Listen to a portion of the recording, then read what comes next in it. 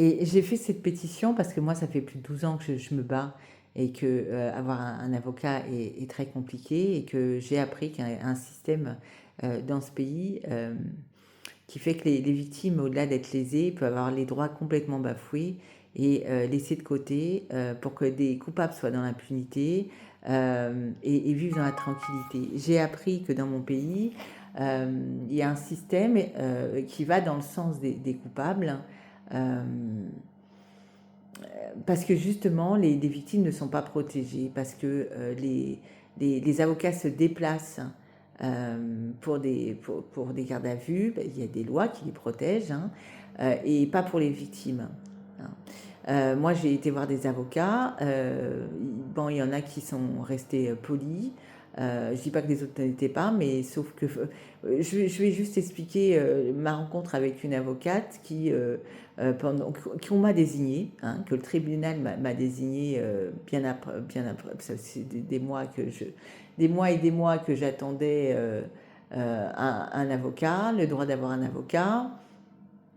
Et finalement, on m'a désigné une avocate qui n'était jamais disponible. Alors au début, son répondeur était tout le temps, et je l'ai enregistré, hein, son répondeur était tout le temps éteint. Et quand il n'était pas éteint, sa messagerie était pleine. Donc il était impossible de laisser un message. Et en plus de cela, alors une fois j'ai eu un rendez-vous et elle l'a annulé au dernier moment, alors que j'étais sur le chemin. Et à chaque fois, elle prétestait avoir beaucoup de garde à vue en province, alors que et elle était aussi en région parisienne. Et quand j'ai été au rendez-vous, je lui ai expliqué mon affaire, le dossier que j'avais ramené, qu'elle a à peine regardé. Et je lui ai parlé aussi de l'autre affaire pénale, et il était important qu'il soit traité. Et donc là, elle m'a dit, oh, j'ai très mal à la tête, hein, et puis elle m'a demandé de partir, qu'elle ne pouvait pas s'occuper du dossier.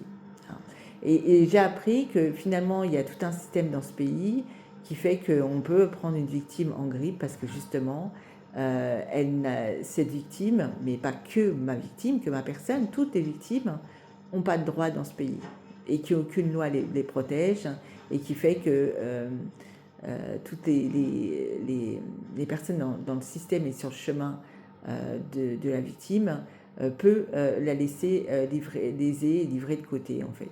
Voilà. Et les droits bafoués. Moi, je dis, il y a une atteinte à ce pays très profonde, qui fait que ça va dans le sens des personnes qui commettent. C'est pour ça que cette loi, elle est importante qu'elle soit votée, pour que finalement le chemin de ce pays soit façonné autrement et soit plus fort, parce que finalement il s'affaiblit et il devient de plus en plus abîmé, et il est dans la destruction. C'est-à-dire que j'ai affaire à des personnes qui sont individuelles et qui se veulent collectifs, et ils vont pas dans le bon sens. C'est-à-dire qu'on détruit une personne euh, et, et ça façonne les traits de ce pays. C'est-à-dire que ce pays, des personnes individuelles qui se veulent collectifs sont là pour détruire une personne, une victime, et à aucun moment le font pour métamorphoser ce pays. C'est-à-dire que les victimes, c'est tout un système qui se met en place qui fait qu'une victime, on lui demande de se suicider, et que partout où elle va, elle est accablée, et c'est très compliqué au quotidien. Voilà. C'est la résistance de continuer à faire mes courses, à aller à des endroits, en plus de cette sensibilité, hein, qu'on veille à, à me sensibiliser. Tout ça, c'est pas acceptable, hein. C'est-à-dire que tant que j'ai pas d'avocat, c'est que des messages, c'est pas grand-chose. Mais puisque les avocats ne sont pas... Et, euh, et c'est pareil, et je l'explique, hein, pourquoi ça va dans le sens des personnes qui commettent. C'est-à-dire que la personne les personnes, hein, parce que il y a des personnes qui n'existent plus, mais les personnes, parce qu'il y en a beaucoup, et d'ailleurs mon frère, il est mort aussi, parce que le début de l'affaire, c'est la mort de mon frère, hein. Et là c'est pareil, hein, j'ai la décision de justice qui n'est pas normale à mon sens. Euh, Toutes ces personnes sont dans l'impunité, ça va dans leur sens, c'est-à-dire qu'ils peuvent travailler, ils peuvent faire beaucoup de choses, faire les magasins, être dans l'impunité, profiter. ce qui n'est pas forcément mon cas. Moi, je suis dans la résistance, c'est-à-dire que je n'ai pas à céder à ce genre de choses, et surtout parce que mon corps, en tant que femme et en tant que personne, a été bafoué. Et tout ça, c'est pas acceptable, hein, parce qu'on est dans un pays des droits de l'homme, et qu'il n'y a pas d'excuses. Il n'y a pas d'excuses pour laisser des trafiquants de drogue dans l'impunité, il n'y a pas d'excuses pour laisser des meurtriers dans l'impunité, il n'y a pas d'excuses pour accabler une personne, il n'y a pas d'excuses. Il n'y a pas d'excuses. Moi, avec tout ceci, cette sensibilisation, et apparemment je fais du cinéma, et je ne fais pas du cinéma, c'est simplement que mes droits fondamentaux sont bafoués dans mon propre pays, dans mon pays. Hein, et j'aurais jamais pu penser, dans mon propre pays, j'aurais jamais pu penser que finalement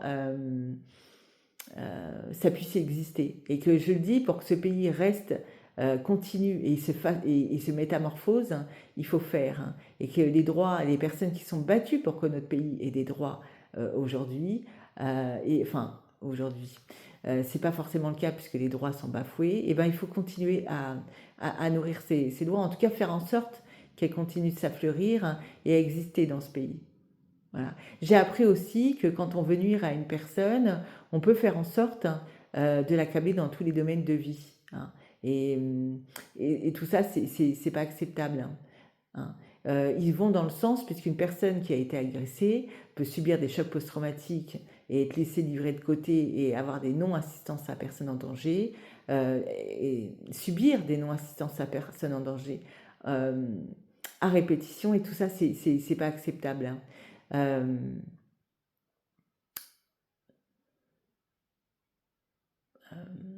pour que les droits existent encore, il faut que dans le présent, il faut que dans le passé, il y ait des personnes qui sont battues pour qu'ils existent, mais pour que le présent, il existe aussi, pour que dans le futur, il existe. Alors, ils existeront parce qu'ils seront toujours sur le papier pour le moment, hein, parce que finalement, ça amène peut-être à l'abîme de ces droits fondamentaux, mais même si ça le reste, hein, parce qu'ils ne s'enlèveront pas, il y a des personnes qui seront mises de côté, et là, on donne une excuse.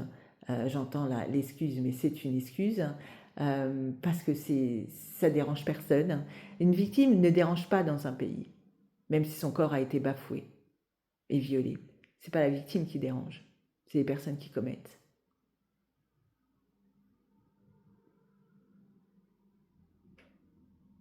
Et quand une victime dérange dans un pays, c'est que le pays va mal. Hein.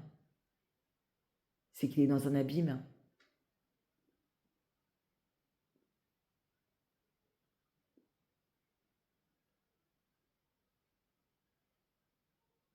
Et moi, je refuse. Donc, je suis dans la résistance. Je refuse que les victimes aient moins de droits que les coupables. Je refuse que les corps soient violables. Je refuse que mon pays s'abîme. Je refuse beaucoup de choses. Et je le refuse avec la parole, et je le refuse avec les actes.